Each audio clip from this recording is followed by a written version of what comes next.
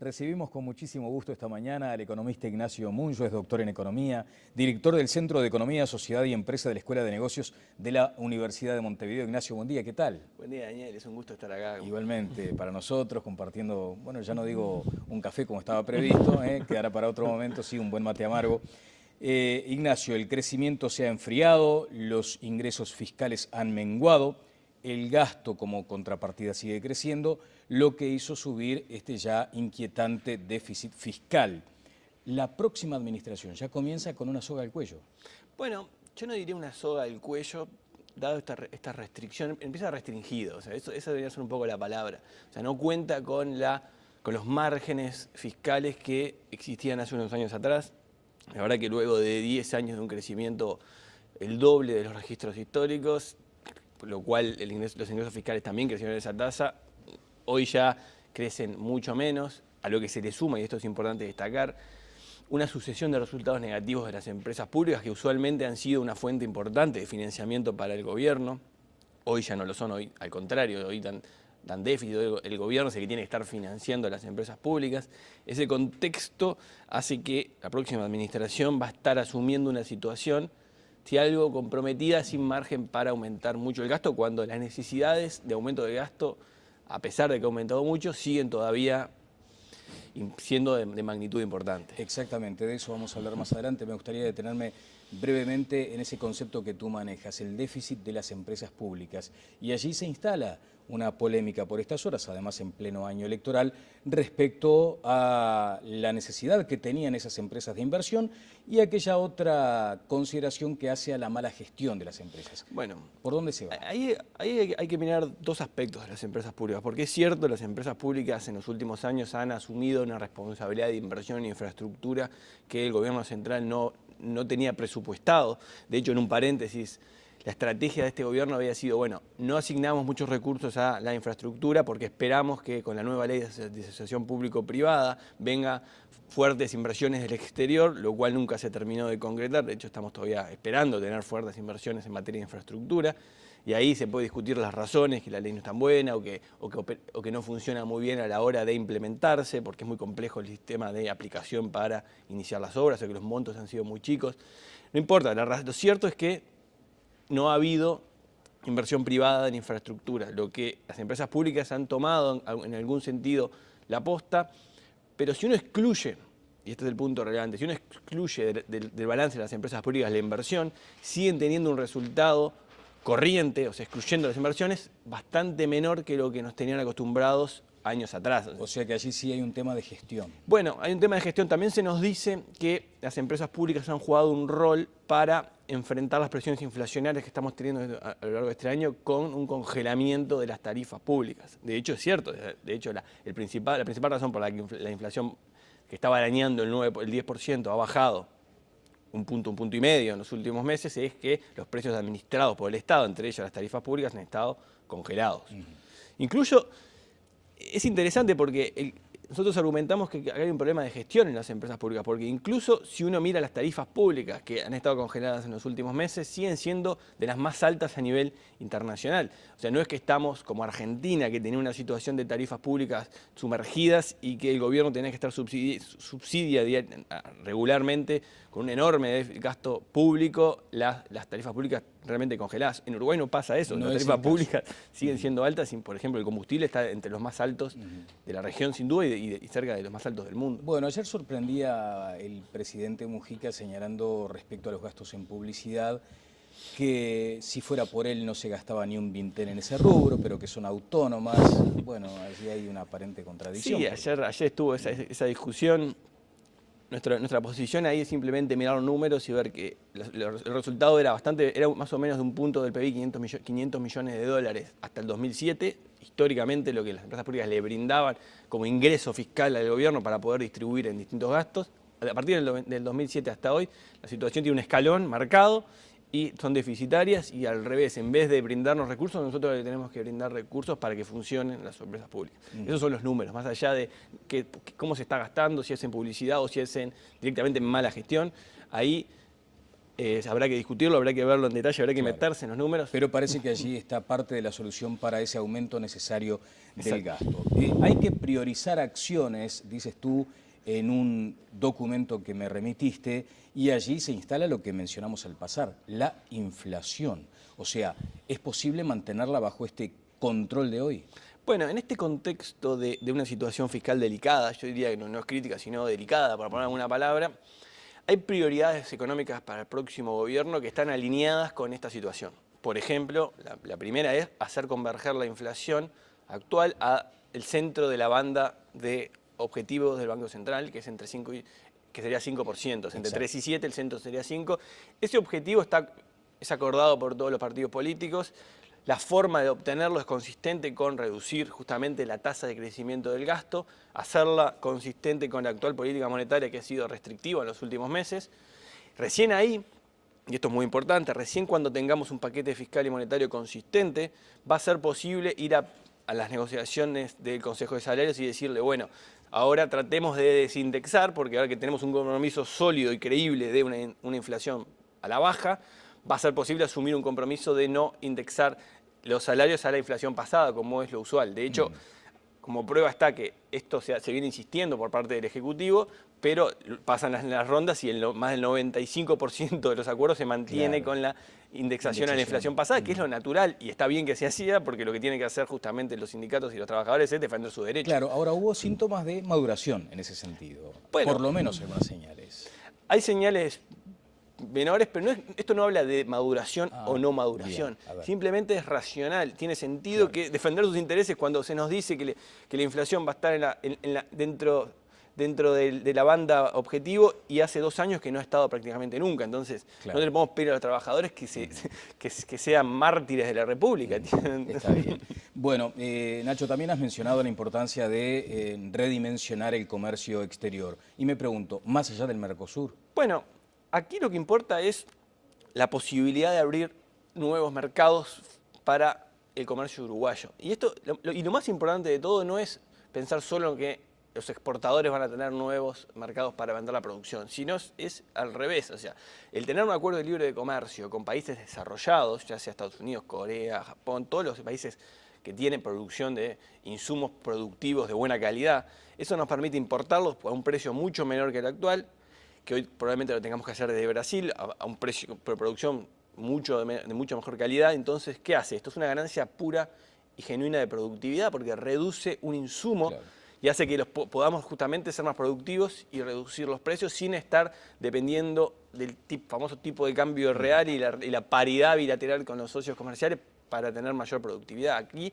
se gana en los costos, es una reducción genuina, y eso se permite, ¿cómo? Reduciendo las tarifas que se logra con acuerdos de libre comercio con países que producen este tipo de insumos fundamentalmente de alta calidad tecnológica para producir en el Uruguay. Bueno, pero allí hay un condicionamiento natural, que es este bloque que muchas veces opera como corral, en el que se ve embretado Uruguay para crecer en ese tipo de acuerdos. ¿Hay posibilidades, hay margen para que esto se supere, digamos? Bueno, hay expertos que en la materia que dicen y ponen como ejemplo lo que hicimos con México, que Uruguay puede ir por la política de derecho consumado, de ir a los acuerdos y firmar después ver qué pasa, o buscar excepciones, porque de hecho han existido prácticamente excepciones a todos los artículos del Mercosur. Esto es uno más.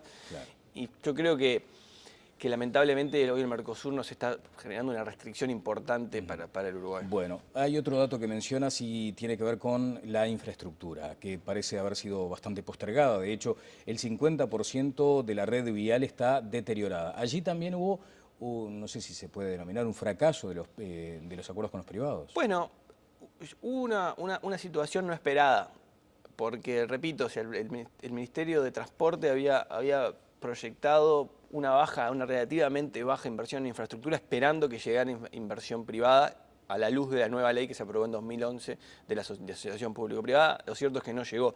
Pero lo importante de entender es que esta prioridad, que es una prioridad, una mejora sustancial en la infraestructura física, es también consistente con la debilitada situación fiscal, porque mantenemos, y esto también de vuelta a consenso entre todos los partidos, de que el sector privado va a ser el que va a financiar los mejoras y ampliación de la red vial que hoy está, como decías, en un 50% de nivel no crítico, pero en malas condiciones.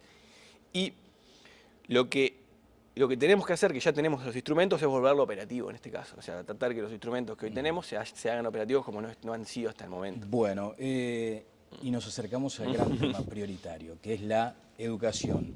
Se asocia cada vez más el hecho de que un país crezca o no en función de su capital humano, y aquí hay notoriamente un rezago importante. Sí, no solo un rezago, sino que desde nuestro punto de vista es la principal prioridad económica para el próximo gobierno. Y digo económica, enfatizo, porque hoy en día en Uruguay, y esto es acordado por el propio ministro Vergara, que lo dijo públicamente, de hecho, el mes pasado vino el propio representantes de la OCDE a Uruguay a presentar un informe que se le encomendó a la OCDE para analizar la economía uruguaya en profundidad, y lo que encontraron, vaya sorpresa, lo digo irónicamente, es que uno de los principales cuellos de botella para el crecimiento del Uruguay, crecimiento económico y desarrollo del Uruguay, es la calidad educativa. O sea, gente que no sale preparada del circuito educativo hace que el país todavía frene más su capacidad de crecer. Es que cada vez más difícil es encontrar mano de obra con mínimas capacidades para generar valor agregado. De hecho, esto es consistente con los resultados internacionales. Bueno, allí hay un dato, ¿no? A ver si es correcto.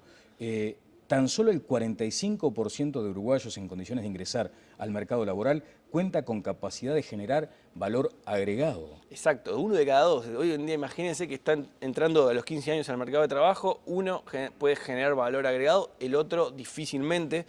Y eso es justamente, por definición, lo que es un cuello de botella, porque no tenemos los recursos productivos, fundamentalmente en capital humano, para aumentar la producción, ni que hablar a las tasas del 6%, que eso va a ser impensable en los próximos años, pero incluso a tasas del 3, 2,5, como se espera que sean en los próximos 5 años. Bueno, y allí también aterrizamos en este debate y tiene que ver con la mayor inversión, la calidad del gasto. Tú sostienes en el documento que hay que invertir más y todavía invertir mejor. Sí, o sea, lo primero tenemos que entender que a los niveles de inversión que hace el Uruguay, el esfuerzo que la sociedad destina a financiar la educación, son bajos a nivel internacional. Sí, hicimos un esfuerzo grande. De hecho, el primer gobierno del Frente Amplio hizo un esfuerzo grande para aumentar y llegar al 4,5. El presupuesto destinado del PBI, el presupuesto destinado a la educación, el segundo gobierno se mantuvo en el 4,5. No hubo mayores esfuerzos. Pero ese 4,5 está entre los niveles de los países que invierten poco. O sea, tú sostienes que hay que invertir más cantidad monetaria. Hay que invertir mejor, pero no alcanza solo con invertir mejor, hay que invertir también más. ¿Hay una estimación, por ejemplo, de esa cifra, de ese número mágico que representaría el despegue? Sí, no es un número mágico el 6%, porque está basado, nosotros llegamos, no agarramos el 6 y vimos cómo llegar a ese 6, sino, bueno, cuáles serían las prioridades en el sector para poder que los operadores del sector asumen compromisos de resultados. Bien, vamos a desagregar entonces ese 6%. Bueno, lo primero que hay que entender es que la situación salarial, que si bien ha mejorado mucho, hoy en día un docente gana lo que gana en promedio, un uruguayo promedio, todavía, si uno lo compara con profesionales universitarios, con egresados universitarios, sigue siendo bastante bajo. O sea, todavía está muy por debajo. Se nos dirá que no tiene título universitario. Bueno, eso en parte viene de la mano de la nueva Universidad de la Educación y generar incentivos para que la carrera docente tenga un aumento de calidad y de prestigio. Mejorar el salario docente. ¿Ahí cuánto deberíamos invertir? Bueno, estos no son números que inventados, simplemente hablando con operadores del sector, hablan de que si se pudiera aumentar un 30% en términos reales más, o sea, sacándole la inflación un 30% durante los 5 próximos años, se estaría convergiendo a niveles salariales en los cuales se sentirían, en palabras de ellos, que estarían dadas las condiciones materiales como para generar compromisos de resultado. Ahora, este nivel nos pondría comparable a nivel internacional con lo que gana, por ejemplo, un docente en Israel. Por ejemplo, que ellos obtienen resultados que en vez de ser este 45% de suficiencia, tienen un 65, cerca del 70% de suficiencia. En vez de 1 de cada 2, 7 de cada 10 son los que obtienen. Cambia el panorama. El punto que para saltar, es muy complicado saltar a niveles de suficiencia de todo el sistema. Claro, eso es lo que tiene que ver con el salario, un aumento del 30% como para más o menos empezar a empatar con aquellas estimaciones que han hecho los gremios. Después viene la zona de confort material, edilicia. Bueno, y eso es muy importante. A nuestro punto de vista, la dignidad del espacio es algo crítico. ¿Por qué? Porque muchas veces los propios docentes dicen, nosotros no queremos, no nos importa tanto tener un mayor salario, sino un lugar digno para trabajar, cómodo, donde uno pueda expresarse, poder generar esta profesión que tiene mucho de arte y mucho de motivación, y si uno no tiene un lugar físico para hacerlo, el resultado va a ser más pobre. La desmotivación. Entonces, según nuestros cálculos, si Uruguay debería invertir, el gobierno debería invertir aproximadamente 500 millones de dólares en el próximo quinquenio para generar liceos públicos, por ejemplo, de la calidad del 70 del Cerro, que es nuevo, o reciclaje, pero hacer reciclaje de alta calidad, como uno lo puede ver cerca de acá, el 17 acá en el liceo, cerca del Palacio Legislativo. Sí, no quitar las manchas de humedad. O sea, un reciclaje a fondo, pero repito, acá el concepto clave es la dignidad del espacio. Bueno, Ignacio, estamos hablando entonces de un ajuste salarial importante, de impacto, también esto que tiene que ver con la infraestructura física. ¿Y eso cómo se compatibiliza? Porque estábamos hablando al principio de la entrevista con la necesidad de ajustarnos, porque hay un déficit fiscal allí como luz amarilla encendida. Bueno, es complicado aumentar el gasto, como dijimos, aumentar el gasto para tenerlo en mayores niveles con respecto a lo que se produce en el país. O sea, aumentar partidas extras manteniendo todo constante es realmente, diría, utópico en la situación actual, porque la situación no lo permite.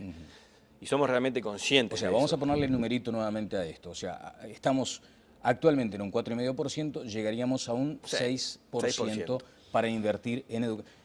¿Coincide con el discurso del candidato oficialista? Sí, o sea, esto no importa con quién coincida, simplemente nosotros lo que estamos diciendo es cuánto a nuestro leal saber y entender debería aumentar la inversión que hace el país en esto. Y hablando de eso, algo que quedó pendiente, claro, es, no es solo aumento salarial lo que se necesita, sino se necesita generar también mecanismos para dignificar la profesión docente. Hoy en día, lamentablemente, de acuerdo a estudios realizados, si uno analiza los liceos en sexto año de secundaria y ranquea a los estudiantes a qué carreras van a ir, los que están al fondo de la tabla son los que hoy están eligiendo ir a magisterio y profesorado. Lamentablemente así son lo que dicen los datos. Entonces, ¿cómo hacemos para que vayan no los del fondo, sino los de arriba, los del medio? Y bueno, ahí hay propuestas, por ejemplo, la de la doctora Hanna Rodríguez Hertz, que tiene escrita una serie de columnas que se titula ¿Y por qué no? Y establece que si se pudiera mandar una generación de jóvenes al exterior a formarse en docencia, en universidades extranjeras, si la Universidad de la Educación pudiera contratar docentes de alta calidad para traerlos por un periodo de tiempo a enseñar al Uruguay en docencia, que tenemos muy pocos, si pudiéramos a su vez generar un mecanismo de incentivos para docentes que no sea, cuyo ascenso no dependa solo de la antigüedad, como prácticamente es hoy, sino que dependa de resultados académicos, de resultados evaluados externos, similar al mecanismo que hay en el Sistema Nacional de Investigadores de la ANI. Con ese paquete se podría, y un salario mayor, se podría buscar generar los incentivos para que la profesión docente se dignifique. Esto sale aproximadamente, de acuerdo a nuestros cálculos, ese paquete completo, aparte del aumento salarial, son 100 millones de dólares más. El punto es que hay que gastar más, básicamente, porque es difícil, solo con mejora de gestión, que también van a tener que venir, claro, generar resultados. Ahora, y acá no hay que confundirse, porque acá hay como una cierta resistencia a gastar más. ¿Por qué? Porque se suele mirar el aumento que hubo en el pasado de recursos, que si uno lo mira en millones de dólares es mucho más que lo que aparenta ser en porcentaje del PIB, porque creció mucho el PBI, entonces creció mucho los recursos materiales designados a la educación, y no han habido resultados acordes al esfuerzo. Entonces, eso no nos tiene que trancar, porque si uno mira eso va a poder, sí, mejorar un poco la gestión, pero no va a poder aspirar a saltos importantes. Claro. Sí, mejoras marginales, pero un salto de calidad en todo el sistema. Prácticamente deberíamos estar innovando a nivel mundial para lograr resultados con ese gasto. Deberíamos ser casi que únicos a nivel mundial. Bueno, es desafiante el planteo, hay que asumir riesgos seguramente. ¿El sistema político está a la altura de este desafío? Bueno, esperemos que sí, esperemos que lo esté, porque realmente aquí nos estamos jugando la vida, nos estamos jugando el futuro del país y el futuro en el largo plazo. Lo cierto es que hace mucho tiempo que tenemos este desafío, más allá de esta administración y la anterior y las anteriores, esto viene ya de décadas, sin tener realmente un cambio de fondo, y lo que no espera es son las trancas y las restricciones para seguir creciendo. Entonces, si no asumimos este compromiso de fondo, asumiendo riesgos, porque acá está lo importante, que este desafío económico asume el riesgo de estar fiscalmente restringido sin tener los recursos de sobra, sino que vamos a tener que sacar de otros lados para poder financiar, por ejemplo, eso no lo había dicho, de las empresas públicas. Las empresas públicas tienen que volver a los niveles de eficiencia que tenían en el pasado y mejorarlos para ahí generar recursos fiscales que sean posibles para invertir en educación sin tocar el resto de los gastos sociales y más allá de mejoras de gestión y de funcionamiento y cargos de confianza o incluso se habla de no aumentar, no cubrir todas las plazas que se van liberando en el sector público. Eso realmente no alcanza, puede contribuir, pero no alcanza hecho, para financiar todo lo que es necesario. Hoy trasciende además en El Observador una referencia a esta cuestión, que los cargos de particular confianza tampoco inciden tan notoriamente como lo marca la oposición. Pero bueno, ajustarse todos porque la gran prioridad es la educación sin dudas. Ese es el concepto. Muchas gracias, Nacho, por estos minutos. Querría detenerme apenas un instante en esto que ha salido publicado en Búsqueda el 10 de julio. Dice, dar 100 pesos, nada tiene que ver con lo que veníamos hablando, dar 100 pesos a los reclusos cuando son liberados redujo a 0 la reincidencia durante el primer día en la calle, según un estudio que tú compartiste con Martín Rossi. Exacto, si este es el resultado de un estudio que ya hace un par de años que venimos desarrollando junto con un colega argentino, Martín Rossi, de la Universidad de San Andrés. ¿Qué transmite esto? Esto transmite, el primer mensaje de este estudio, que es un estudio científico, que está en proceso de publicación a nivel internacional, es que las políticas sociales, si están bien focalizadas y bien diseñadas, por más que gasten muy poco, obtienen resultados sustanciales. ¿Y por qué es esto? Usualmente, Uruguay tiene una alta tasa de reincidencia, ¿no? Esto no es Uruguay, el 60% de reincidencia está en Estados Unidos, en Europa, en Australia, no es una excepción Uruguay. Hay una parte de esa reincidencia que se produce muy en el corto plazo. En el primer día. De hecho, lo que nosotros descubrimos a nivel internacional, esto no tiene antecedentes a nivel internacional, de poder medirlo, encontramos una forma de poder medir la reincidencia delictiva el propio día en que son liberados los presos. El recluso el día que le abren la reja para ir a una figura bien práctica, le abren la reja y le entregaban 30 pesos. Exacto, hasta el 2010, hasta mediados del 2010 se le entregaba 30 pesos porque como saben el CONCAR que queda ahí cerca de la Ruta 1 está un poco alejado del centro de Montevideo, de los lugares donde la gente vive, porque está en el Así que cuando mucho le podía dar para el boleto para llegar a Montevideo. Sí. ¿Y después? Y después nada. Y de hecho es peor todavía porque generalmente el recluso a la hora de ser liberado se entera el día anterior que va a ser liberado. O sea, no es que pueda planificar mucho, no se le avisa a nadie. Se le abre la puerta solo y prácticamente tiene que salir solo y enfrentarse a un mundo nuevo, luego de haber estado detenido y se le daba 30 pesos. Bueno, lo que según nuestros cálculos, nuestros números daba que en ese sistema, en ese entorno donde se enfrentaba a esta nueva situación, después de un tiempo recluido, tenía uno de cada 4 volvían a reincidir contra delitos, en delitos contra la propiedad. El mismo día, ese primer día. Y si uno agarra el mapa de Montevideo y ve dónde era la reincidencia, encuentra que en las zonas cercanas al CONCAR, cercanas en el sentido de que hay un ómnibus que los puede llevar a una ventana más o menos de 1 hora y media, o caminando. Entonces el resto de Montevideo alejado no tenía este efecto. Lo interesante es que a partir del 10 de septiembre del 2010, con un cambio en se asumió un nuevo tesorero en el patronato de encarcelados, el señor Enio Collaz, realmente un tipo que ha dado honorariamente sus últimos años, su vida, ya es un señor veterano, su vida por esta causa, ahora ya no está más lamentablemente en el patronato, dijo, no puede ser de darle solo 30, ¿por qué no le damos 100? Y se cambió este régimen y se empezó a dar 100 pesos. Esto que parece minúsculo, pasar de 30 a 100, no es tanto. Porque si uno calcula más en términos de comparativos de cuánto es una canasta de consumo básico, muy básico diario, esto permitía cubrirla, estos 100 pesos. Y la magnitud de estos 100 pesos a nivel internacional, si uno los corrige por paridad de poder de compra... ¿Incidió sobre la reincidencia?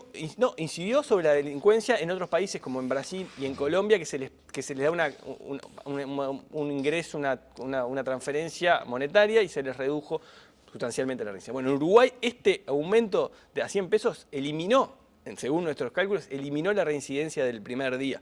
Entonces, ¿qué estamos hablando? De que simplemente pasar de dar 30 a dar 100, pero darlo en el momento y a la persona indicada. Y esto es lo más importante, porque la transferencia es muy útil cuando está bien focalizada y está dada en el momento exacto. Esto hace reducir a cero la reincidencia del primer día y muy barato, porque estamos hablando de 11.000 pesos al año. Claro. O sea, con 11.000 pesos al año evitamos en promedio 600 delitos que se cometían por persona. Cuando en Uruguay, de acuerdo a estudios que se han realizado, evitar cada delito contra la propiedad que se produce cuesta en gasto público y privado, en sistema de alarma, 4.000 pesos. Acá estamos hablando que solo con 11.000 eliminamos 600 delitos, ¿no? Claro. O sea, realmente esto se llama lo que es eficiencia. Claro. Lograr resultados con bajo costo, pero programas bien diseñados. Además es una muestra de que materializando algunas acciones se logran objetivos, porque si no se cae permanentemente en la desesperanza de que no se puede hacer nada. Estábamos hablando de la educación,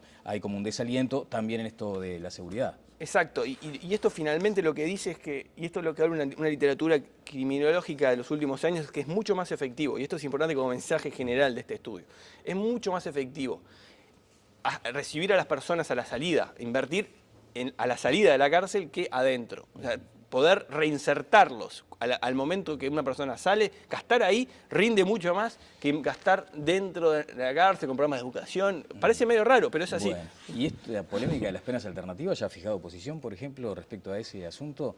Bueno, no tenemos una posición tomada, o sea, tampoco queremos entrar en una discusión que la verdad que no tiene mucho sustento, porque uno dijo algo y que después no se sabe si fue la intención que tenía, exactamente lo que quería decir, así que no tenemos una posición. Lo cierto es que hay estudios que demuestran que penas alternativas, como por ejemplo los brazaletes electrónicos, por ejemplo en Argentina, hay un estudio serio publicado que en vez de meterlos de nuevo en la cárcel, se les pone un brazalete y se los libera. Bueno, esto reduce la reincidencia en los reclusos, controlando la igualdad de condiciones. Y en vez de meterlo preso, se le da un brazalete electrónico que funcione, ¿no? que no se rompa y se lo saquen, reduce sustancialmente la reincidencia, en el entorno de un 30% la reincidencia, y esto en Argentina, o sea, no tenemos que ir muy lejos para ver estos resultados. Bueno, muchísimas gracias. Bueno, muchas gracias. Estos valiosos minutos, Ignacio. El economista Ignacio Munyo, doctor en Economía, estuvo con nosotros, docente de la UM. Vamos a la pausa y seguimos adelante en Buen Día.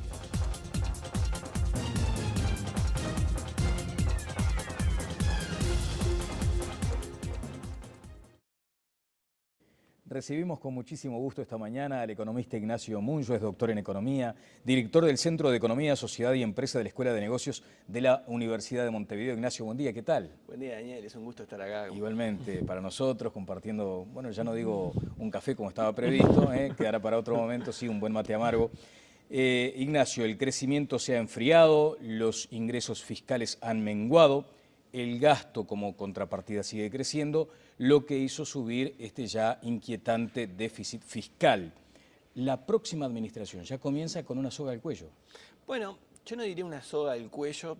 Lo cierto es que no ha habido inversión privada en infraestructura, lo que las empresas públicas han tomado en algún sentido la posta, pero si uno excluye, y este es el punto relevante, si uno excluye del balance de las empresas públicas la inversión, siguen teniendo un resultado corriente, o sea, excluyendo las inversiones, bastante menor que lo que nos tenían acostumbrados años atrás. O sea que allí sí hay un tema de gestión. Bueno, hay un tema de gestión. También se nos dice que las empresas públicas han jugado un rol para enfrentar las presiones inflacionarias que estamos teniendo a lo largo de este año con un congelamiento de las tarifas públicas. De hecho, es cierto. De hecho, la principal resultado de esta restricción empieza restringido. O sea, esa debería ser un poco la palabra. O sea, no cuenta con los márgenes fiscales que existían hace unos años atrás. La verdad que luego de 10 años de un crecimiento el doble de los registros históricos, por lo cual los ingresos fiscales también crecieron en esa tasa, hoy ya crecen mucho menos, a lo que se le suma, y esto es importante destacar, una sucesión de resultados negativos de las empresas públicas que usualmente han sido una fuente importante de financiamiento para el gobierno. Hoy ya no lo son, hoy al contrario, hoy dan déficit, el gobierno es el que tiene que estar financiando a las empresas públicas. Ese contexto hace las empresas públicas, porque es cierto, las empresas públicas en los últimos años han asumido una responsabilidad de inversión en infraestructura que el gobierno central no tenía presupuestado. De hecho, en un paréntesis, la estrategia de este gobierno había sido, bueno, no asignamos muchos recursos a la infraestructura porque esperamos que con la nueva ley de asociación público-privada venga fuertes inversiones del exterior, lo cual nunca se terminó de concretar. De hecho, estamos todavía esperando tener fuertes inversiones en materia de infraestructura. Y ahí se puede discutir las razones, que la ley no es tan buena o que no funciona muy bien a la hora de implementarse, porque es muy complejo el sistema de aplicación para iniciar las obras, o que los montos han sido muy chicos.